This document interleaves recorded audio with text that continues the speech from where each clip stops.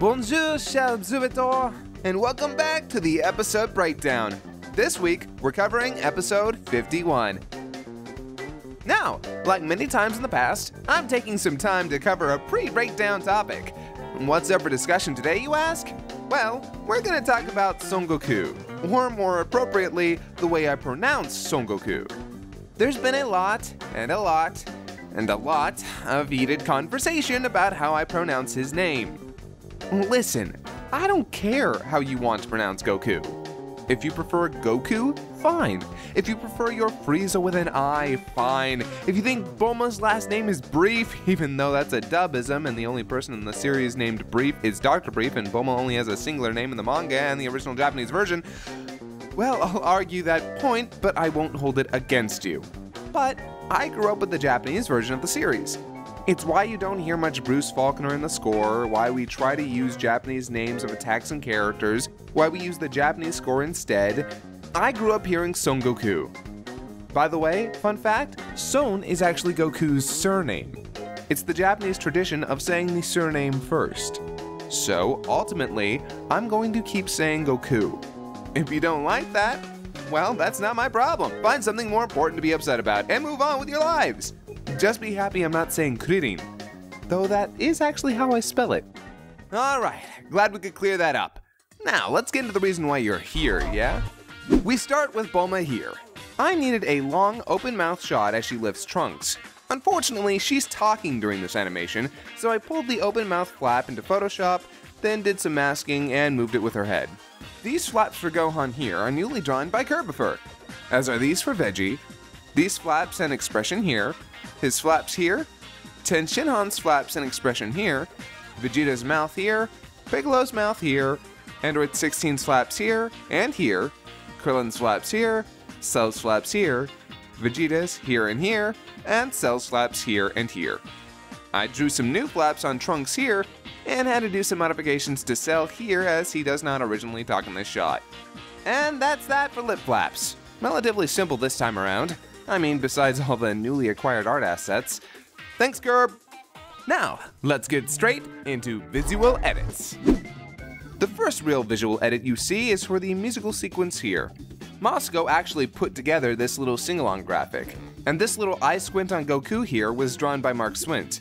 The next shot is Piccolo and Ten Shinhan here. I needed them switched to keep consistency as well as Popo removed from the shot, so I did. I added a small filter over these shots of 18 to help give it a bit more oomph. With this shot of Krillin, I took another shot of Krillin squinting his eyes and put them here to help better transition the scene. Now, keeping on track with changing Krillin's expressions, we also have this shot here, here, here, and here. All redrawn by, you guessed it, Kerbifer, as well as this shot of Ten Shinhan. Here we have this shot of Ten Shinhan that zooms around him as he kneels over, realizing what has just transpired. In the original, well, this is the background, so I needed to replace it with the sky and the lookout. I also had to move the sky to give the sense of motion. To do so, I rotobrushed Ten Shinhan out of the original shot, then took the shot of the sky I needed and moved it in time with Ten Shinhan. I also had to rotobrush him for these shots. See this shot of Cell's eyes moving? They originally only move over once before Cell turns his whole head, but I thought the dialogue would work better with a double take.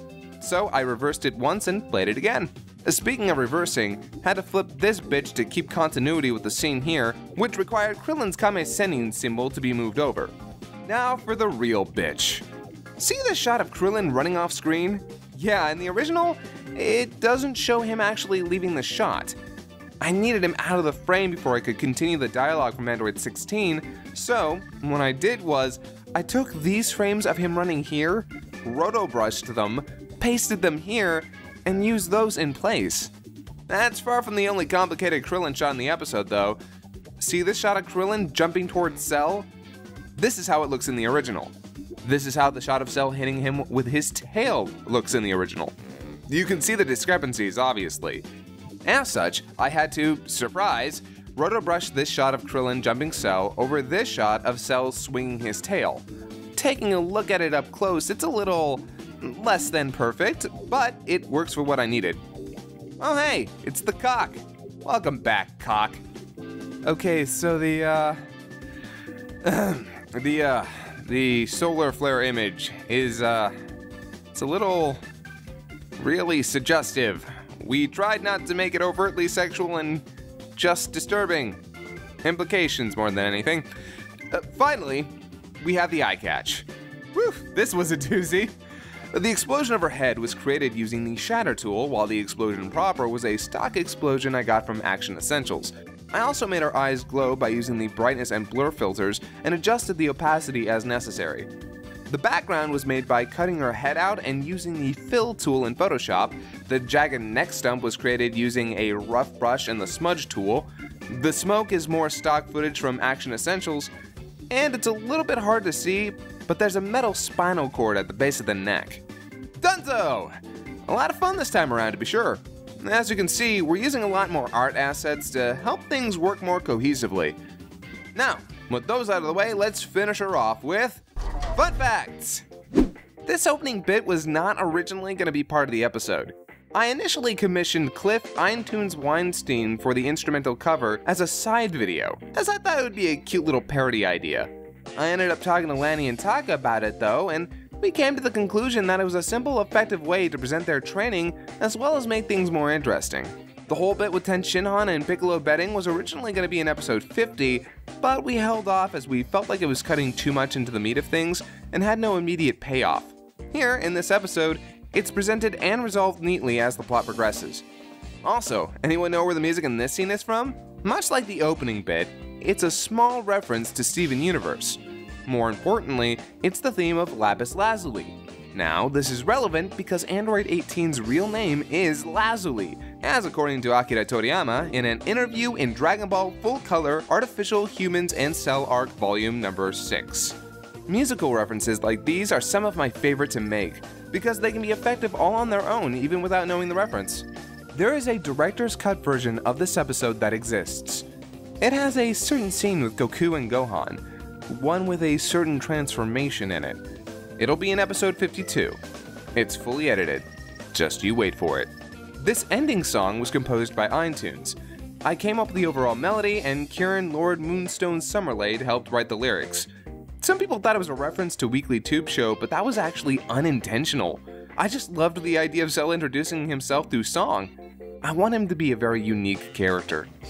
And speaking of Cell, did you know I was originally cast for all 3 roles? Yes, I was going to play a perfect Cell. Then I would have transformed into his big-lipped evolution. And finally, I would have rounded out the perfect being. However, being cast as Trunks ultimately edged that out, and Taka's interpretation was just too much fun to pass up. But I think it's an interesting what if. Lastly, I want to try and use deleted scenes as eye catches more from now on, should they exist. Really, they're perfect for it, and we usually have some joke we have to cut. Ah, le fin! We've wrapped up another episode breakdown. Thank you all for joining me again as I covered one of my favorite episodes of the season. If you're looking to give us some support, please remember that we have a Patreon that helps keep things running smoothly, and we've got Let's Plays that help pay the bills and are reasonably funny if I may be so bold. You can also check out our shirts at sharkrobot.com. We have a ton of new designs, including a Bitch I'm Adorable shirt. That's enough of my plugging. I've got episode 52 to work on. Merci et bonne nuit.